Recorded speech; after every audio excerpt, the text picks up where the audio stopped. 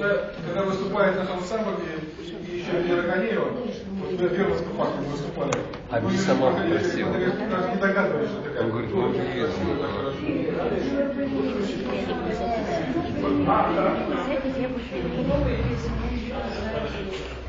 Просто прикрой.